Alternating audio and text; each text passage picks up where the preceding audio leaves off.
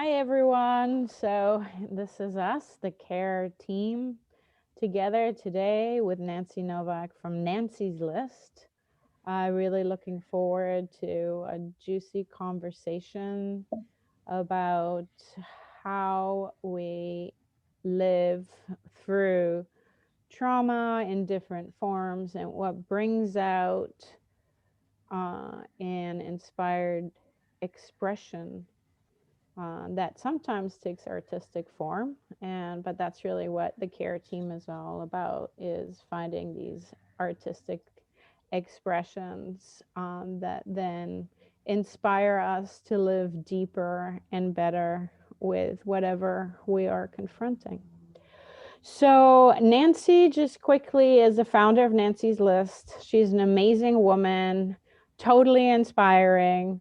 I've been personally following her emails and her news for quite a while, and she's an amazing resource for anybody, struggling or not struggling, really.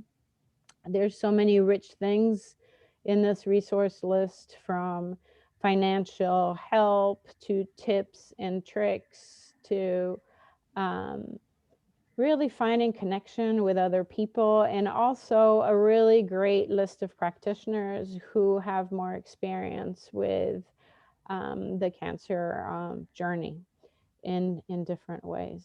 So welcome to Nancy, and maybe you want to add something else um, to this introduction. Well, I just could give you the name of my website. That would be Yes, Please. great. please. It's just nancieslist.org, and I am available to talk to people at nancy@nancyslist.org. Thank you very much. So from our end, there's Karen and Lacey, and we got together inspired by how to navigate the cancer journey um, in a deeper way, in the deepest way possible, meaningful, so that's to find healing and move forward. So for us, this is an intro, is our start off on a journey where we are inviting speakers to come and share their experiences with different art forms, with different forms of expression, with embodiment, with yeah, drawing, writing, anything that contributes to the unfolding. And we will be having a conversation here with Nancy about her experiences with different art forms. And I think we can kick off right away in our introduction. Between the four of us, we already had a little conversation about, yeah, the deeply meaningful journey of writing. But I think maybe we start off with a question, um, which we had talked about and looked at. That is, what part has writing had in your healing, so that our viewers can hear a little bit more about your personal path and maybe explain your journey a little bit more. Thank you. Thank you. Well, I was diagnosed with stage 4 ovarian cancer in 2004. And that diagnosis has a really, really bad reputation.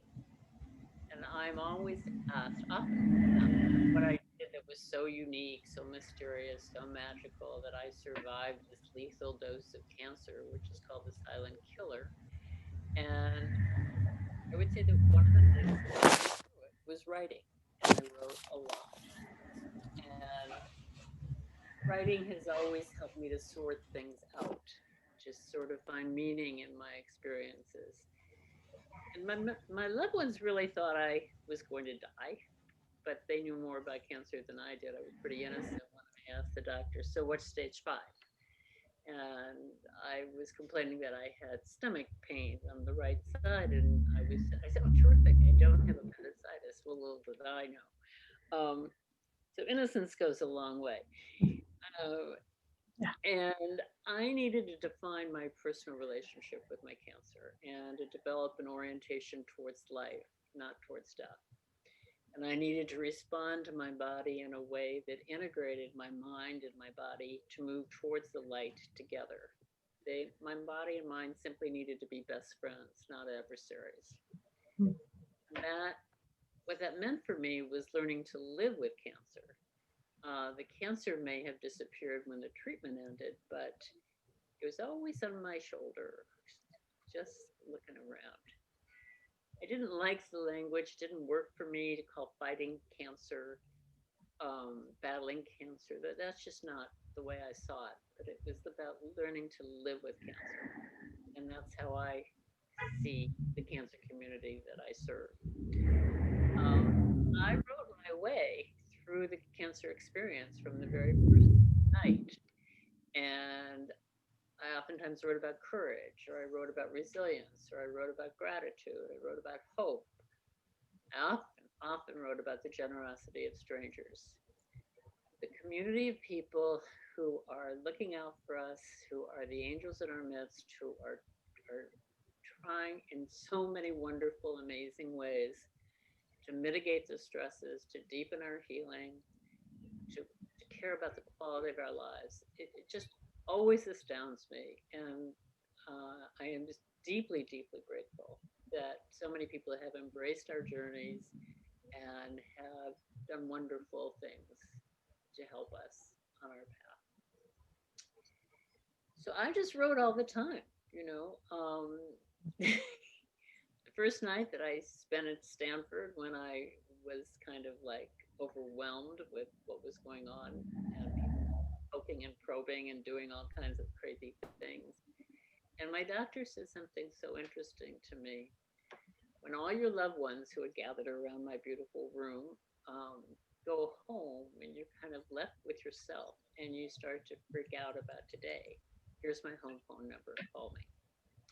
Well, that was the beginning of the most amazing relationship I think I've ever known, and that I wish for everyone. He was truthful, he was trustworthy, he was on my team. You know, one of the things he also said that night to me, which has been my guiding force, was you have a very bleak diagnosis, you are going to have a rough prognosis, a rough treatment, but I want you to know I think I can help you and I am with you.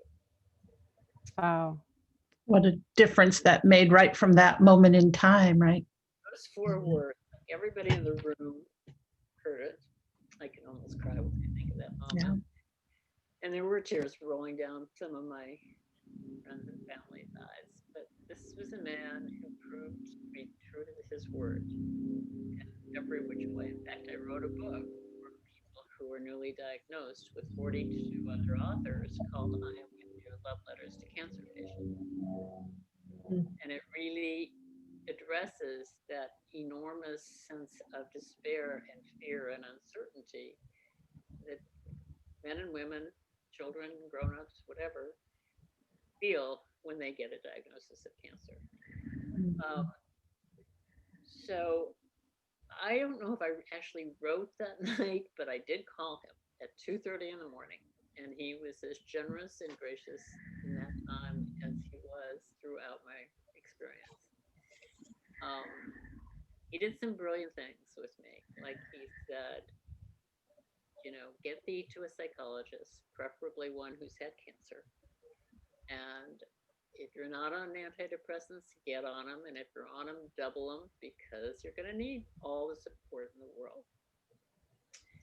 And when my adorable sister went up to him and said, okay, we've got to talk about Nancy's eating problems. She can't have ice cream anymore, right? She was amazing.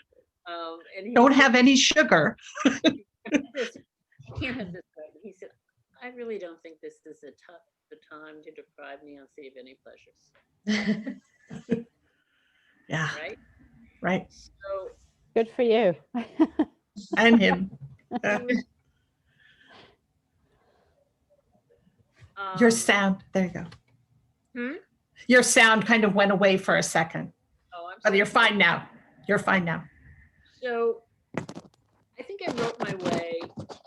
Thankfully, I didn't write that night because I was flipping out, right? Right. I what that experience was to get a diagnosis, be surrounded with love in your family, and then they go home and you're left with yourself. And Yeah. that's why I felt it was important to write a book about that and to get people. It doesn't really mean it's only for newly diagnosed, but the wisdom that these 42 survivors bring to the table is just beautiful, really beautiful. Nancy, could you repeat the name of the book, please? I am with you. Love letters to cancer patients. It's on my website a whole lot about it, and I Okay. hope that I can get it out to more and more people because I want everyone to have it. So I knew then that I've always known I had to stay in the moment. You know, I'm from California. I know how to meditate. I know, I know I can do yoga, but to not get ahead of myself and to not lose my ground whenever there was a disappointment or I failed a white cell count test. You know, and had to delay treatment and just really, really exercise and staying right where I needed to be. Um, and I knew that this was so unknown to me. I mean, I didn't know anybody with cancer. I didn't have anyone to talk to who had gone through it, and most people that had ovarian weren't around to talk to me anyway. So that was the truth. Um, and in the best of moments, I knew I was on an existential journey. I just knew it. I didn't know exactly what was going to happen, but I could open myself up and experience it as fully as I could emotionally, physically, spiritually. But it was scary. Yeah. And writing slowed down my fears. It just grounded me, centered me in the way I needed to be. And I would write about the people that I met in the infusion room at Stanford. And I'm a psychologist. I can't quiet down. I talk. So I'd ask all these questions. And what I was so upset about was not that they talked so much about the fear of dying as they talked about not having money. Mm. And they were telling their doctors that they didn't take their meds because they chose to put food on the table for their families instead of buying the meds. That Terrible. they didn't, this is a big focus of my work is to find the money. But it was the stories of one man saying to me, I consider suicide because I'm a financial burden to my family. And this was more and more stories like that I could tell you, but it was like so upsetting to me that this was happening in our country. They wouldn't tell their doctors that they didn't have the money for treatments or for medications because they feared that they wouldn't get any treatment if they told the truth. Right. So I made a vow that if I got through this fine, and I knew I was going to, I was going to find the money. I was going to spend, I was going to do that. So I started a website, which is Nancy's List. Uh, and it was all about a list of financial resources. That was really the focus. It sort of has morphed into many other things, but that has always been the focus of Nancy's List, and especially in the time of COVID, finding resources for people with cancer when they're so vulnerable and they're missing their appointments and they're scared and all kinds of things. So that's how that became. And I was wildly impressed by the generosity of strangers, of the people who set up free retreats for adults, who offered summer camps for free to kids who have cancer or kids whose parents had cancer, and of the wish fulfillment organizations for these kids. And how many people are involved in getting transportation for cancer patients to specialized hospitals when they need to go there. So Nancy, I'm curious as you're like telling your story there like this.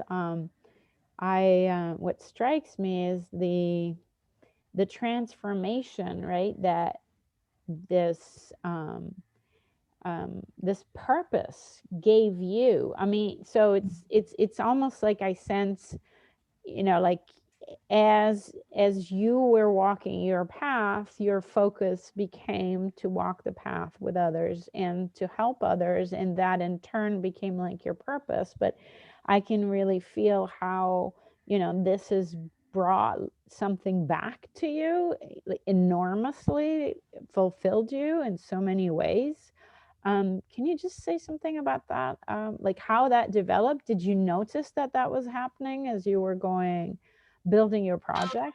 That same sister of mine, you always make lemonade out of lemons.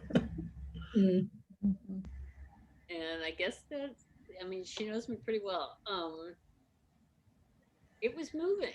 It was, you know, it's the, I think what happened generously, I didn't sit under a lotus blossom tree. I didn't do some magic mushroom. I didn't do all this stuff. But I think what I did was open my heart, Yeah.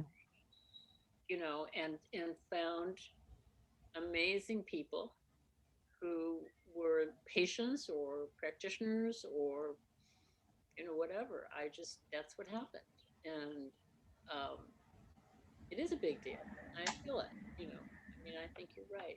I think that something happened to me that was, I think it was there always, Mhm. just the way, well, this is, you know, it's like courage. I got a courage award from the Mm. newspaper in Mill Valley, Marin County. What's a courage award? I mean, I didn't even know what, I had to go to this presentation and I didn't even the word courage. You know, I mean, I didn't like why, you know, if you want to say, oh, for something, but courage, you know, like, what is that? So I studied courage for a while. Um, and then I wondered, is my job as a therapist or is my job as a survivor to encourage courage? You know, Mm. is that what we are all doing for one another? And that's, and I would write like crazy about this stuff. Like, what is the meaning of having courage? And is it something you're born with, or do you have to bring it out? Do you have to meet some situation or some person who really elicits that experience of being having courage? So that's how I spent my time. Your curiosity just led you along the way, didn't it? Yeah, that's profound. I like that. Encourage courage. I mean, because it's so needed, right? It's so very much needed. But you know, there's also the courage to see truth and to go, you know, beyond what is immediately apparent, which is, you know, sitting in an infusion room with all these people that you don't have to connect to, or you Mm. don't have to take them on your journey, right? But you know, instead of seeing just these people there, it's like you saw, um yeah, a way of reaching out and a way of, you know, guiding your own courage and being with that and inciting that of others in that moment. So um My yeah. experience with often with cancer folks is when you say, wow, that was really courageous, they kind of go, well, what do you mean? Like they don't see themselves with courage, right? And yet Mhm. they've had to use buckets of it to get just to the point that they had gotten. Yeah. And And Mm. I'm struck they need to by be you Nancy. know, more and more to find that, to call it what it is, you know, to resilience is another big fat word, you know, Right. just to show up, it takes bravery, you know, just to Yes. walk to Stanford's waiting room and see all Mhm. these people with masks and watching yourself like shimmy and shake because this is just like overwhelming, you know, and feeling grateful at the same time that it's not you that has that mask on, you know, and just yeah, those were moments. Yeah. Infusion Lacey. are I was real. gonna I was just gonna share that, I'm struck by you were faced with this life-threatening illness. And when we do dialogue a lot with patients and clients, I ask this question of how cancer was a turning point in their lives. Um, you know, if they were to reflect before cancer and after, how was it this sort of this wake up call for them? And so when I'm hearing your story and you're talking about the writing and everything that, you know, cancer kind of brought you into, I'm curious about how it was for yourself individually, how it was this wake up call, because you seem like a very wise, courageous soul and very connected to yourself. And I'm wondering, you know, besides your sister and maybe family members, but for you, like, you know, how do you feel like cancer has transformed your life? Well, yeah, it has totally transformed my life. One of the things that I can share that I wasn't going to share, but I would like to, um, it led me to really love with abandon. I was, how old am I now? I was 60 years old then. That was 16 years ago. I'm 76, 77, something like that.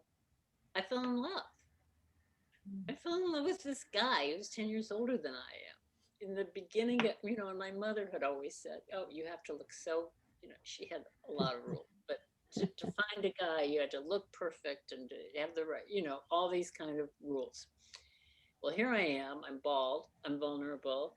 I have tubes sticking out of my body, you know, and this guy pursued me and I married him 4 years ago. Oh, Mm. oh, that's a great. And, Wow. I mean, it was Oh, like, you know, it was like, I would never have thought of that. I was just like, I would have, you know, it just was unknown. It was just a wonderful surprise. And it was, I think my heart was wide open. mm. Yes. That brings I'm us back really to courage, curious. right? Like, I mean, in the sense that because, I mean, the French for heart is cœur, right? So the courage comes from the heart, essentially. It's like this power from the heart. So your heart being open and walking with cœur and courage, you know, brought you. You know, I and love that that. was a lot of the Yeah. thing of getting together with this guy and leaving my perfect life in California and coming to Austin, Texas. Um, I just, you know, that was new to me. I mean, I think I learned a lot about trust in Mm. with cancer.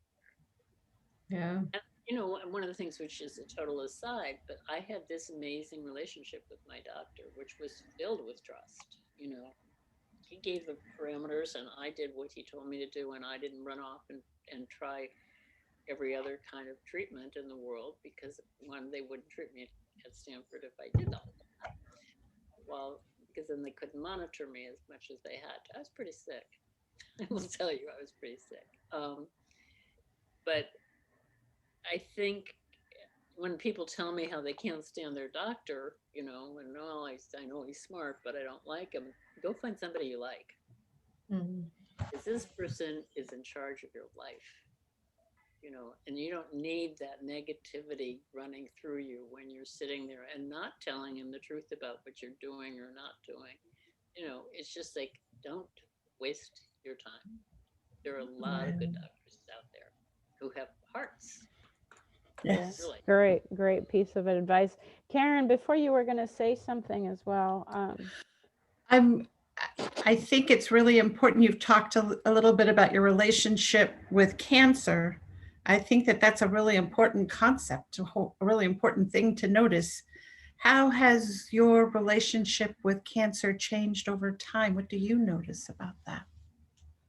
You know, I got to tell you, I don't know why. I mean, I feel lucky is a good word to say it. Mm. I did play by the rules, you know. I didn't. I did play by the rules, and I did believe that I never thought I was dying. You know, I knew I was sick, but I didn't think it looked like dying, and I didn't feel like I was dying. I mean, I worked it. You know, I worked with the people that were healing me, and I think it has. I feel just really blessed. I have to tell you, that's a bottom line word. That if I were to live through this, I said this to myself, but I'm kind of embarrassed to say it out loud. I knew I was here for a purpose. and I better figure out what that might be, and do it right. And I've done a lot of things that I'm really, really proud of, but that came from a place of me that I probably would never have. I did a community call to action in Marin County where I got the whole community to adopt cancer families and to take care of these families. And the community just absolutely responded. I had a club for kids who had cancer that we went sailing practically every weekend, or we'd go to sporting events, or we do, and it was just like, it was just come all this generosity, all these people just giving us their boats and their tickets and their sport, just all kinds of stuff, and it was fabulous, especially Wow. for the kids were thrilled, and they could play and they could be kids. So they Yes. weren't kids with cancer; they were just kids, and they all became good friends. They all went to camps together. Parents loved it. I mean, it was just like, I felt very creative, and I felt like I Yes. could do almost. Yeah. I just felt like I had the pulse. I knew. I felt like. I mean, I found out serving the kids and giving the kids fun was exactly what they needed for healing. And these kids had leukemia. They had brain cancer. Some of them were so sick. They got on the boat. They never threw up. They never got sick. They just had a blast. Wow. And it was shining. It was really, these were shining stars, and they're all well, and they're all alive, and I keep up with them. And Ah. It's beautiful. And I'm just thinking you had to keep saying, in some ways, you had to keep putting one foot forward and saying yes. I mean, I can imagine that kind of really takes up your life. Yeah. But it was important. It was very important. Yes. I would love, that was one of my favorite things for the kids. I can imagine. Getting the whole community. I mean, these rock stars were giving concerts to raise money for these families. The teenagers were bringing over fabulous clean food on Friday nights and hanging out with these cancer families. I thought partying was happened on Friday night. They were devoted. They were dedicated. Wow. They did some wonderful. We had seniors in the senior centers making cards with the Montessori preschoolers to give to all the people in the hospitals 4 or 5 times. We decorated the wards for children for all the holidays. I mean, it's just Talk about a village, right? Yeah. It's Yeah. exactly how I said it. So it takes it takes. we really had an epidemic of cancer, and it takes a village, and I want to build one. So here are the clipboards. Here are the things I want to see happen, and please send. And all these, we have party, of course, big party. They all signed up. They all showed up. It was beautiful. It's beautiful. So you know what strikes me about our conversation right now? I mean, like, as we started off talking about your favorite art form, to heal or to express yourself, which is the writing, it seems to me that then that almost or it did become a vehicle of outreach to your other way of expressing yourself, which is really community bound. So that for you, it is, really being, finding a vehicle to connect and to bring people together in it's almost like a social activism, I would say, and that you really used this art form, or you found yourself through this art form, beginning to emerge as a social activist for cancer, which is beautiful. And I never thought about, like art becoming such a metamorphosis within itself, like, so that it is actually the vehicle towards the outreach and towards that social activism, and then loops back for you getting back in touch with yourself, like internally, like how was that experience for me, being in connection with all these people, making these huge movements, bringing people together, that were generous, and yet also the people that needed you, and connecting back. So do you have a diary? Will be the question. Not like I used to. I don't have any time anymore. you know, I know that's the problem. But yeah, I mean, I feel like it was all magic, you know, it all felt like something happened that you know, I think the word purpose, like I have this purpose, I can't say no. Like, you know, if someone needs help and I have an idea about it. I just got this call yesterday from these teenagers who want to do a club. Like it's hard to do a club in COVID for kids Right. with cancer, but Mm. we started thinking about how we could use Zoom to do a club for kids, you know, just something other than what I was able to do. But I mean, um, yeah, it was it was a wonderful thing. I mean, I've told people I will work with them to use that template to create Nancy's list, which was, you know, many faceted organization, and or to do Nancy's club. You know, I would love to see more of those things happen because frankly it was fun to see them happy was so much fun. Mm.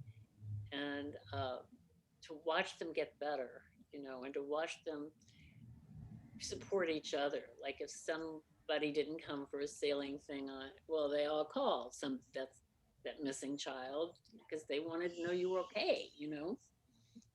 And Yeah. beautiful stories, really beautiful stories of these kids who were not always so happy, but they were happy in this situation. I'm wondering, Nancy, if for those that are listening, that don't always feel like they have creativity, or they're not a good writer, or they don't know how to paint or draw, is there anything that you practice perhaps in your own life or cultivated along the way that you feel like would be helpful for people that kind of get stuck in those like creative blocks, particularly with cancer, if you know, if they're trying to kind of write or draw and they're like, oh, I'm not an artist or I'm not a writer or Well, none of, you know, most of us don't, you know, I dabbled with watercolors because I just love the light coming through in watercolors, you know.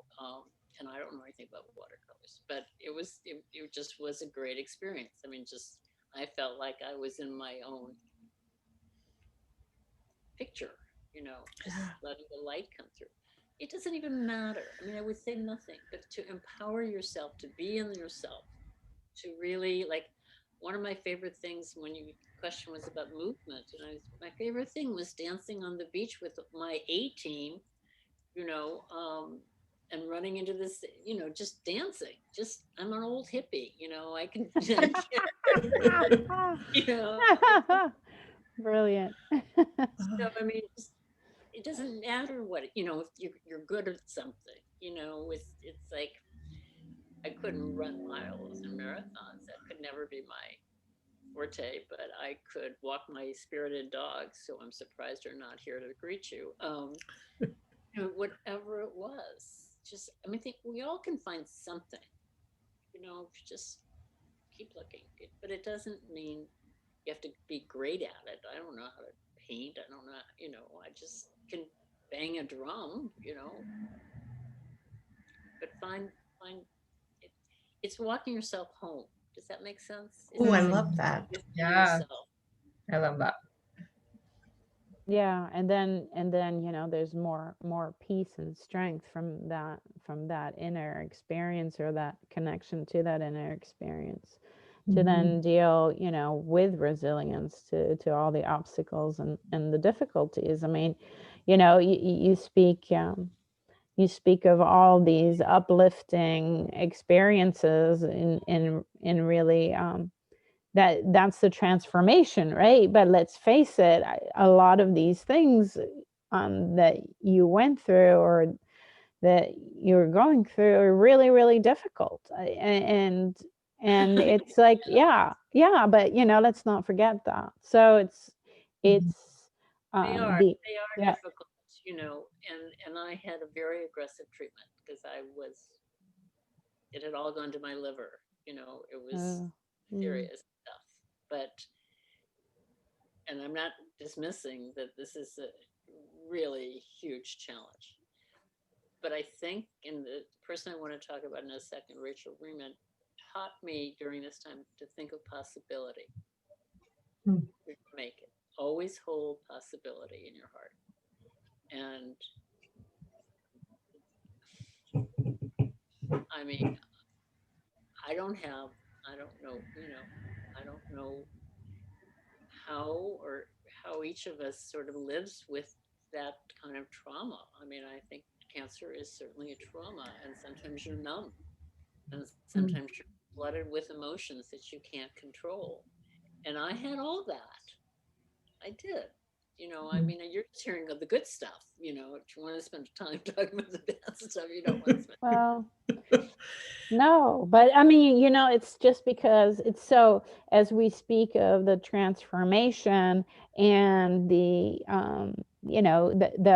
this expansion and this beauty that is, emerging from these hardships, then, we forget a little bit about the hardships, but essentially that beauty is then what gives you the strength and more courage and resilience to go through hardship.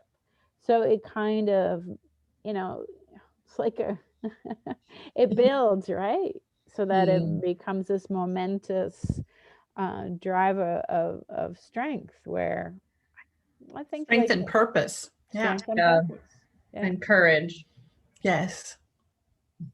I tell you about a really wonderful person who has had. Okay, this is the last thing she'd want you to know at the beginning, but she has a 60-year history of Crohn's disease. Mm. Okay, from the time she was a teenager. And she is a fabulous woman. Her name is Dr. Rachel Riemann. She lived in Mill Valley when I was there. She taught workshops um, for CEU units, and I'm a psychologist, so you have to get a lot of those. So I thought I was going to be a better therapist if I went to her workshop. Little did I know that it wasn't about that. It was all about I need to be a better relationship with my own disease. And I go to her workshop. Every time she gave it, like 3 or 4 or 5 times, because I needed to redefine that relationship. It was like, okay, now I'm at this point, and now what? And she taught me, she was my mentor through my whole experience, which I think I want to give her tons of credit for. I mean, she is a remarkable, brilliant woman. She wrote the books you might know, Kitchen Table Wisdom and My Grandfather's Blessings. She sold 1 million books. They've been translated into 23 languages. Wow. She was at UCSF. She was the clinical professor of family and community medicine. She's the first person one of the pioneers of understanding relationship-centered care and integrative medicine, which I think is really significant when we talk about healing. She started the Commonweal Center in Bolinas, which is one of the first support groups for cancer patients in America. She understood the psychological and the spiritual impact of cancer on people and their families, and so she was really that. But one of the things that I want to share with you is, and I think anybody can do it, and why don't you just do it with me for a minute, because it's really simple. It's a Yes. heart journal. Okay, We'd love to. Keeping a Heart Journal. And I'll just give you a little background, and then I'll tell you the 3 questions. So the voyage of discovery lies not in seeking new vistas, but in having new eyes. Got it? Most of us live far more meaningful lives than we know. Meaning is a function of the heart, an organ of vision that allows us to see below the surface of things. Our training does not encourage us to bring our hearts into our examining rooms or to explore the deep river of meaning that's the undercurrent of our work as physicians. Our habitual way of seeing things and even our expertise can blind us to the meaning of even the simplest of our daily interactions and relationships. Meaning is the antecedent of enduring satisfaction and fulfillment in our work. This simple little journal may be all that it takes to give us fresh eyes. So we're just going to begin. Get a notebook or pad paper, and it takes 10 or 15 minutes a day. Good girl. So, usually she wanted me to do it at the same time every day. That didn't always work out, but to have some place where you can reflect and be still. So you begin by breathing in silence for just a couple of minutes. We're not going to pay. And pay attention to your own breathing. And at the end of each out breath, there's a very brief moment of rest and peace before your next in breath. See if you can notice this tiny natural space of stillness and pay attention to it. And each time you arrive there, let yourself be there and surrender into the stillness. So when you're ready, we're going to slowly review your day going backwards, going from the present moment back to the time that you awoke in the morning, recalling the events and the conversations you experienced and the people you met as you moved through your day. And we're going to review your day backwards 3 times, and each time asking yourself a different question. So the first one is, what surprised me today? As soon as you think your day backwards, and as soon as you find anything, it's an answer to this question, write it down in your journal. You don't have to write a whole lot. You don't have to find the most surprising thing that happened all day. Just re-examine your day from this perspective.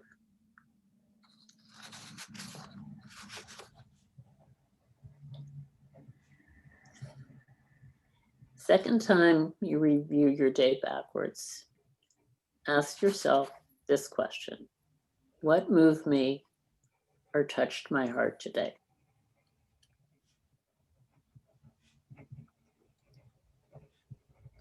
And the same thing, as you review your day and you come to something that moved you, touched your heart, just write it down.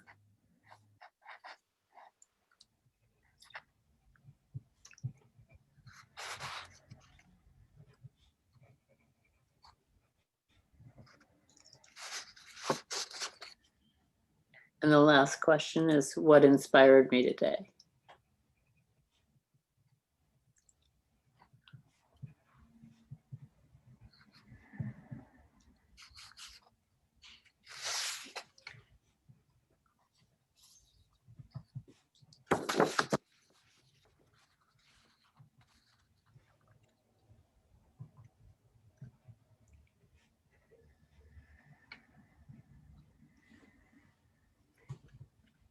So oftentimes, as she warned me, because I wanted to do this with my clients, she said, you're going to get the answer. Nothing, nothing, nothing. Don't be discouraged. That might happen. But meaning is an innate capacity, but it's also an acquired skill. So if you start to do this exercise daily, before long, you might be able to answer all 3 questions.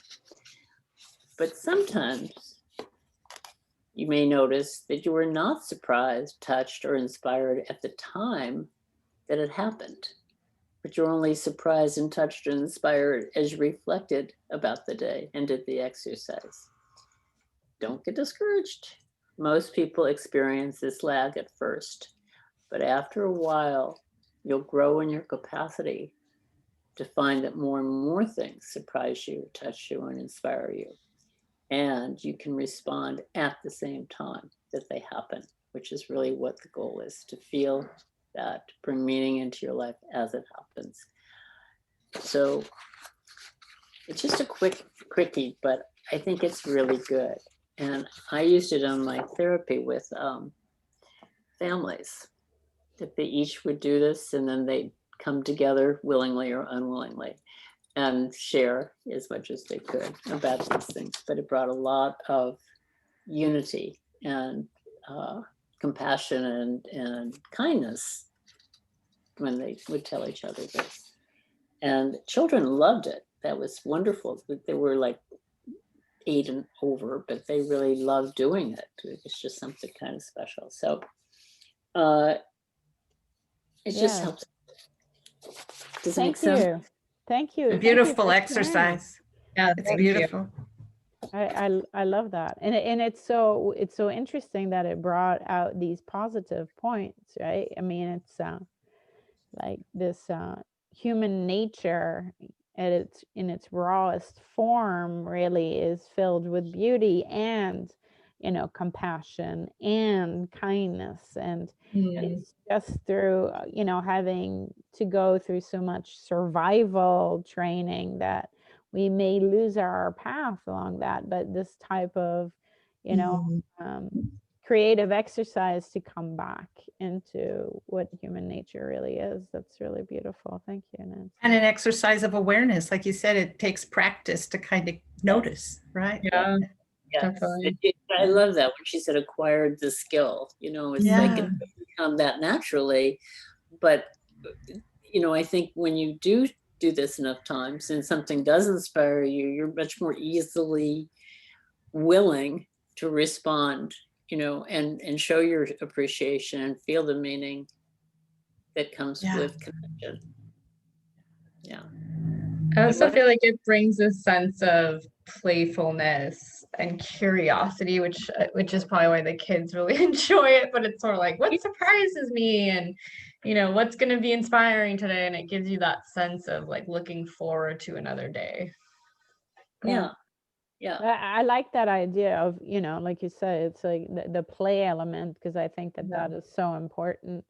Because we've rigidified so much in our society that play is considered to be something frivolous, and it really isn't. It's the basis for creativity and expansion. So having that and setting that free, I think that's also the direction that the three of us with care are taking, is like really how can we bring more of that out there, so that it doesn't, the healing journey doesn't become like a rigidified, compartmentalized drawer that is then opened, okay, under the rubric of I can't eat this. I'm not allowed to have the ice cream. I'm, and then that's healing. Oh my gosh. How miserable, right? But his response was so good. Yeah. The doctor's response when my sister asked about I should stop eating ice cream. Don't deny pleasure, right? I love that. I do too. I mean, he was such a human being in so many Yeah. ways. Yeah. So Yes. let's see. We have all these wonderful questions, but I think you managed to incorporate so much beautiful information. Yeah. And that just spontaneously came through and answered, pretty much all of them. So I think all of that, all of the things that you've shared so far, they all contributed to your healing. Is there something else that you want to add, like, in this Well, I think treasure there's chest? one thing that you just said. Well, what if someone says you're not a, because one of your questions that you wanted me to think about was what was my favorite movement? And I wasn't really sure what we were talking about, but I answered in my own way, was like, you're not that good at things when you have cancer, your body doesn't always cooperate so much. But I love yoga, and I was blessed that someone gifted me a yoga teacher coming to my house 3 times a week to do yoga with me.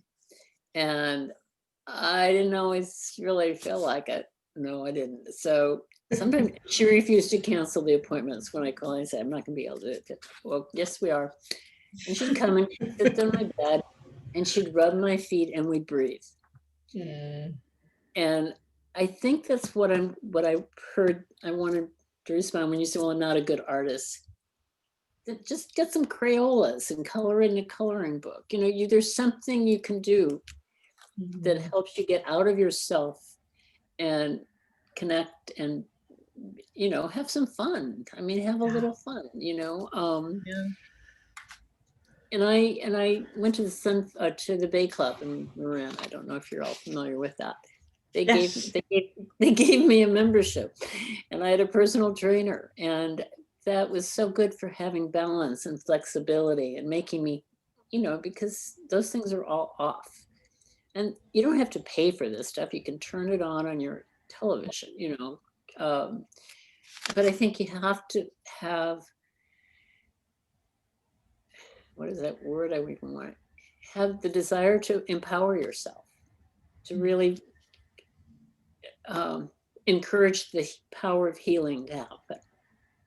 I almost cried on that one, right?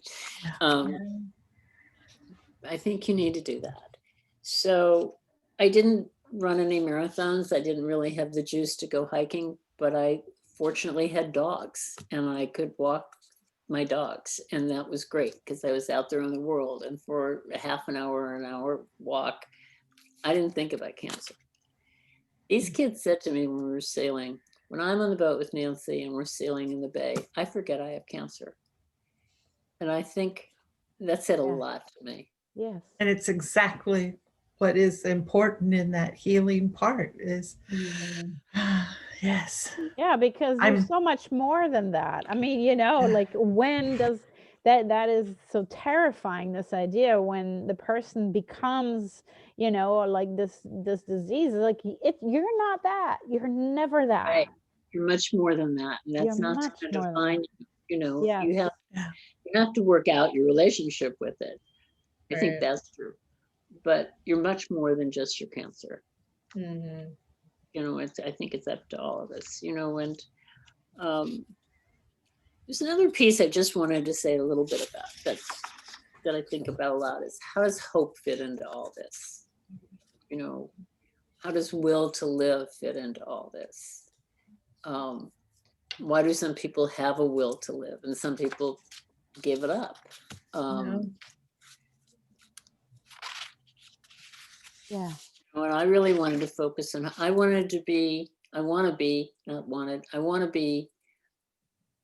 expressing my hope, you know, and come from that place with people, because I think that we can always have it. We can always connect there, even if the day is lousy, you know, hope that tomorrow's better, you know, just put that into your way of healing.